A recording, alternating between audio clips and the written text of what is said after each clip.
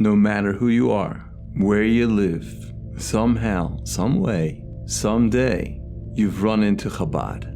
They're there in China for the businessman who needs kosher food, or an Israeli student traveling in India who finds out that today is Sukkot and it's time to shake a lulav and an esrog.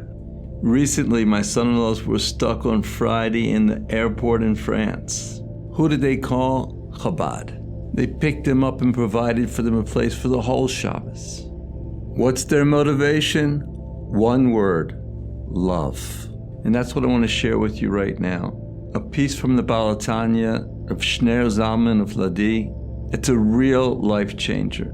It's a paradigm shift to lift up our consciousness, to raise us out of exile. In chapter 32 of Tanya, in his own words, he prepares for us a way to fulfill the mitzvah of V'ahavta, and you shall love your brother like yourself. In order to understand love, the keys to going out of exile and open the doors of redemption, we must understand well the opposite, the flip side. Don't hate your brother in your heart, which Chazal teach is the root of the destruction of the second temple and the reason we're in Gullus today. We are now in the 3 weeks, the 9 days, Bein HaMetzorim, between the straits, historically dark days for the Jewish people. And the tendency is to want these days to blow over, waiting for the days of will, Yemei Ratzon, the Yomim Tovim, the good days, the high holidays. But according to the deepest secrets of Kabbalah, in the darkness is the greatest light. Like I always say, where there's problems, there's opportunities, rectifications, tikkunim. We like to ignore problems, or react or fight our problems.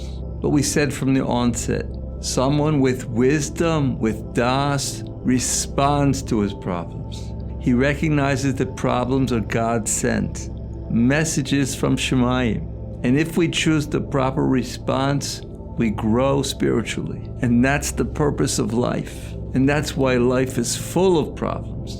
Thank you, Hashem. So let us go to the source. Let us learn inside what is causing our exile. If we understand the source of our exile, we have a chance to make a rectification, make a tikkun, and redeem ourselves.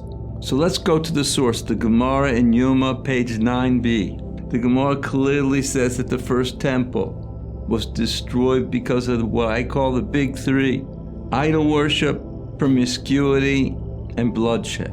On the other hand, the Gemara says the second temple, they were righteous. They were busy learning Torah, doing mitzvahs and good deeds. Why was it destroyed? Because of baseless hatred. And therefore the Gemara equates the big three with baseless hatred. Why is sinas chinam, baseless hatred, so powerful, so destructive? There's lots of meaningful commentary on this important piece of Talmud, but I want to focus on three that are pertinent to our subject matter, the wisdom of unity. If we can understand well this transgression, only then can we hope to make a tikkun, a rectification. One of the three reasons is hinted, or I might say hidden, in the continuation of the Gemara.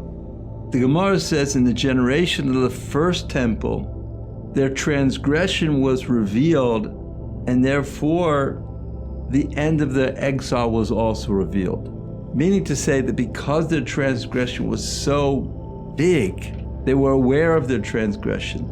They also connected the dots and understood that the exile was because of their transgression, and therefore Hashem revealed to them when the exile would end. When that time came, they did tshuva and they were redeemed. On the other hand, during the second temple, their transgression was hidden, and so too the end of their exile was hidden. And if I must say, that's why we're still in exile today. They were not aware of what they did.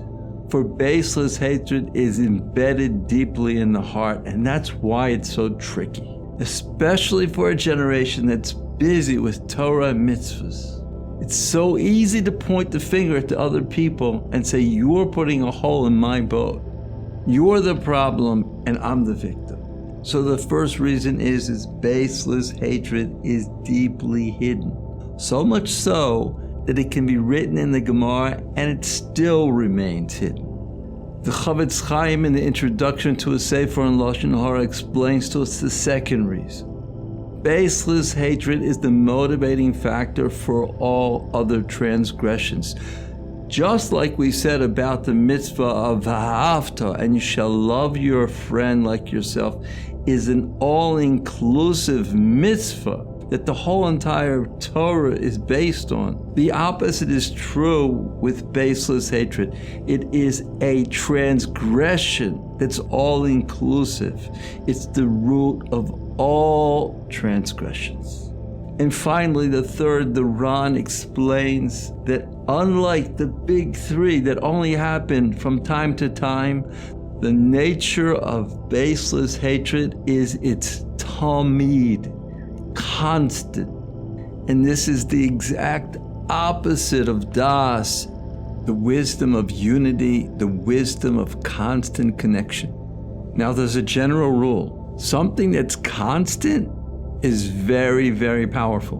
Whether it's from the side of holiness, and God forbid the opposite, the other side. It's possible for a person to be in a constant state of war with the entire world. Unfortunately, you might know someone who got this bug in his head about someone or something that even when that person or situation's not in front of him, he's still at war. This ongoing disdain within keeps the fire going tamid.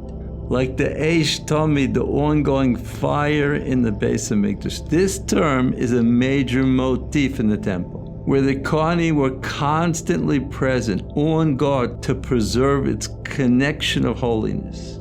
There's the Korban Tamid, the daily sacrifice. There's the Ner Tamid, the eternal lamp.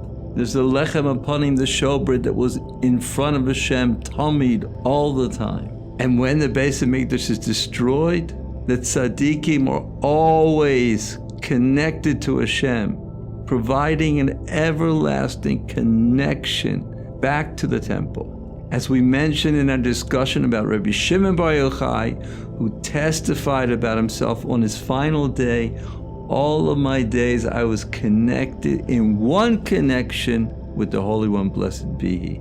And finally, God willing, we'll come back to the concept of how the midnight prayer, Tikkun Chatzos, is also an aspect of constant connection. So let's summarize. Why is baseless hatred so powerful, so destructive?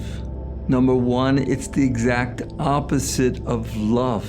It's the root of all transgression. It's all inclusive, and it's the flip side of loving your brother. The second thing we said, it's hidden. And because it's hidden, it's very, very tricky. And finally, the third reason, it's constant and therefore very, very powerful. Because there's so much material, I'm going to divide it into bite-sized chunks. And if you don't have enough time to listen to it before Tisha B'Av, because the material is all about building the third temple, it's totally permissible to learn and listen to this on Tisha B'Av itself. The ideas here bring our series full circle. This is one long teaching about Das, the wisdom of unity, the wisdom of connection. In truth, all 20 parts of this series is about rebuilding the temple. As we said from the onset, great is Das and great is Beis HaMikdash. Both are mentioned in verses surrounded by Hashem's names, coming to teach us that anyone who possesses Das, the wisdom of unity, it's as if he built a temple in his days. With Hashem's help, next time we'll dive into chapter 32 from Tanya.